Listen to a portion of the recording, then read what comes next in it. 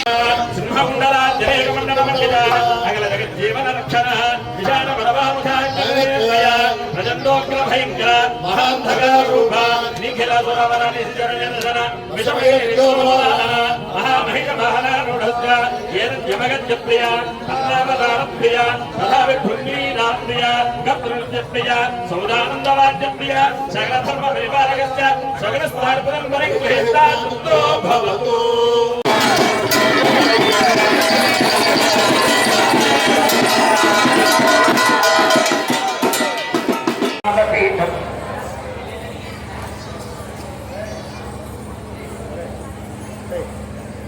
रत्नाज्वलितं मुरारेः लक्ष्मीपदाम्भोरुहभूषणं च कृत्वा सुतृप्तप्रययोजनेन ततः प्राह हरिं